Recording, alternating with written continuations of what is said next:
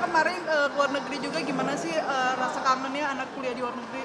Ya, kalau saya sih kebetulan anak saya lagi libur nih sekarang ada di Jakarta. Jadi lagi nikmatin aja sama dia. Kalau mengenai pisah jauh, ya dia anak satu-satunya ya sama aku. Tapi kan aku meskipun dia sekolah di luar negeri, tapi kan dia ada siblingnya. Siblingnya tuh sepupunya. Jadi ya saya tenang lah. Pernah nyamperin anak? Seperti apa sih? Kenapa? Anak makin ABG menjadi kayak Lah kan saya pernah jadi ABG juga. Makin worry Ya. Tapi Ya, Tante pasti. pernah ngunjungin juga ke Australia sampai masak di apartemen sendiri, gimana sih? Ya, Repot nggak ya sih? balik lagi lah tugasnya mama-mama ya, mau anak di planet manapun diketemuin, ya balik lagi tugasnya jadi tukang bersih-bersih. Gitu, tapi ya nggak apa-apa, saya menikmati peran saya kok sebagai ibu. Tapi repot nggak sih? Hah? anak semakin beranjak dewasa mungkin menjadi bestie juga nggak sih sama tante? Harus dong, harus. Pokoknya intinya lagi tidak mau mengajarkan. Namanya orang tua kan biasanya punya pola sendiri-sendiri dalam mendidik anak ya. Tapi prinsipnya kalau untuk saya sendiri sih, kalau kita bisa berdamai dengan anak, prinsipnya untuk saya pun juga saya mendidik anak saya menyesuaikan dengan usianya. Karena nggak mungkin. Saya pernah mengalami usia seperti dia, tapi dia belum mengalami usia seperti saya. Jadi saya nggak bisa juga memaksakan pikiran saya, tapi setidak-tidaknya saya bisa berkomunikasi dengan cara yang baik, yaitu tadi karena patokannya dengan menyesuaikan dengan usianya. Saya mencoba saya tuh seolah-olah seumuran dia, jadi saya bisa mencoba untuk balance lah. Ya bohong banget, nggak ada perseteruan, nggak ada pertengkaran, itu nggak sah, bukan anak sama orang tua namanya ya. Tapi ya saya nikmatin prosesnya. Karena kadang-kadang kita kalau lagi marah-marah sama anak saya jadi kayak inget, oh berarti mak gue dulu begini gitu. Tapi anak jadi mandiri juga sekarang di luar negeri, gimana sih jadinya? Hidup Ya mandiri juga. ya otomatis lah ya. Tapi kan untuk saya untungnya hubungan antara anak saya dengan orang tuanya sangat-sangat dekat dan kita tuh sangat-sangat terbuka. Terlebih dari kecil saya tuh selalu menanamkan nama dia, begitu dia megang gadget pun, once orang tuanya WhatsApp, dia harus jawab. Kalau semuanya enggak, saya cabut gadgetnya. Jadi itu masih di mindsetnya dia masih berlaku. Berarti komunikasi paling utama ya Tante, Harus. ya, Pak, ya? Dan namanya, tapi kan waktu di luar negeri, Kenapa? Apa yang sering dibawelin sama anak? Ya kalau saya sih karena anak perempuan ya, jadi saya lebih menekankan kepada dia harus pintar menempatkan dirinya, bawa dirinya. Itu aja sih yang basic-basic aja. Kalau bergaul saya meminta ke anak saya untuk tidak memberi batasan bergaul. Yang penting dia ada filter, itu aja. Karena balik lagi filternya ya tergantung, kan gini, kita menyekolahkan anak ya. Berarti kan kita mempercayakan pendidikan itu sama guru. Tapi begitu di rumah saya pikir pendidikan anak itu udah dibalikin ke tugasnya kepada orang tua gitu. Jadi saya mencoba untuk lebih lebih moderat aja pikirannya, nggak mau kaku gitu. Karena 100% kita akan mempercayakan kepada guru boleh, tapi pada saat dia sekolah. Tapi begitu di rumah, ya itu udah job desk-nya orang tua menurut saya sih gitu. Jadi kalau apa yang terjadi misal pun ada yang salah, ngoreksinya gampang. Apakah dia di sekolah atau di rumah, that's it. Dia ngambil business management. udah kuliahnya semester berapa sekarang?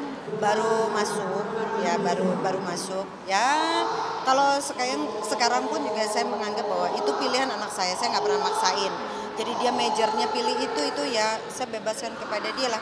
At least itu hal yang membuat dia juga jadi bertanggung jawab dengan pilihannya. Sekarang kan kayak adik kakak di tante Iya. juga ada. Amin ya Allah, amin.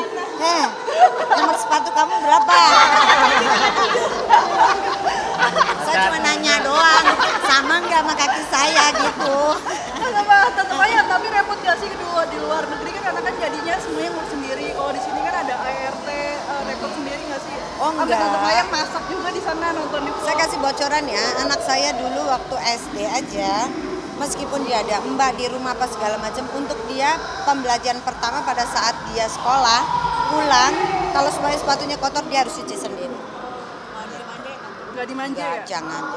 Saya lumayan keras ke anak saya, sampai anak saya juga heran sama saya kenapa dia dididiknya terlalu keras. Tapi saya bilang ada saatnya mama tuh bisa keras, bisa lembek gitu, tergantung cuaca. Tapi Tante rahasia awet mudanya apa sih? Awet mudanya, jadi gini, keponakan saya kan banyak yang seumuran anak saya, sepupuannya dia lah ya. Terus kita tuh hubungannya kan sangat-sangat dekat. Jadi kadang-kadang saya karena juga mau jagain anak saya, otomatis kan saya harus minggel gitu. Ya udah mungkin itulah kadang-kadang ikut-ikut ketawa-ketawa, ngikut denger pembicaraan mereka tanpa memaksakan untuk saya jadi muda loh ya, kan harus sadar diri juga ada tuh say gitu ya. Ya udah sih lebih kayak gitu. Keluar dari dalam, sebenarnya dari dalam dulu. Kalau kamu niatnya mau cantik, cantik itu bisa di-create. Tinggal kamu mau pakai modal apa enggak? Iya dong. Kalau semuanya pakai modal, ya iyalah kan mesti beli skincare gitu kan. Terus mesti ya perawatan yang wajar-wajar aja. Kalau ada yang mau dirubah ya itu hak semua orang, terserah, bebas gitu. Tapi kalau saya lebih memilih, saya mensyukuri apa yang saya punya gitu ya. Bukan lagi mau pede kalau ya lumayan lah bagus gitu ya. Terus kalau dari dalam menurut saya positive thinking aja jadi orang. Terus kalau seumpamanya ditanya gak pusing sama Mbak Neti, bodoh amat, gak kenal gitu. Lagi justru happinessnya mereka seperti itu kita hormatin aja gitu. Kita mau tanggepin pun juga menurut saya pun juga benefitnya apa untuk dia gitu. Tapi kalau untuk saya kadang-kadang ada benefit yang saya ambil maksudnya dari side positifnya. Oh dia ngomong seperti ini, oh bener gak sih ada bahan koreksi untuk saya. That's it. Olahraga kayak ngangkat-ngangkat kayak gula gitu mas Tante. Saya kebetulan udah manis kayak gula, jadi saya nggak batasin, saya jarang makan gula. Memang rada nggak suka yang manis-manis, sukanya yang asin-asin.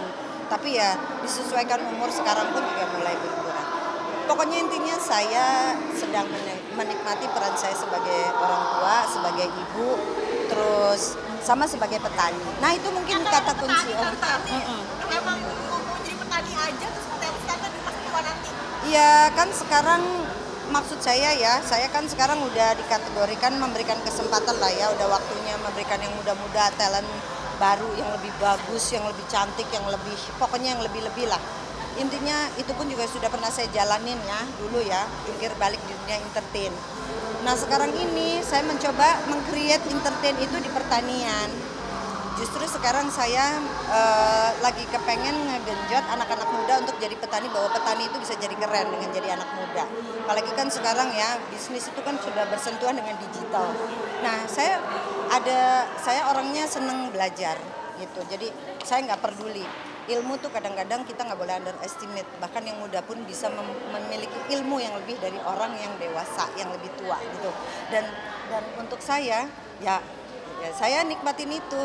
Sekarang ini saya jadi petani, saya petani melon, lemon, serai tuh semuanya. Kenapa mau Saya jadi berteman sama matahari biar sehat. Kenapa Tante mau jadi petani, kan berarti kan harus turun megang tanah. Ya nggak apa-apa.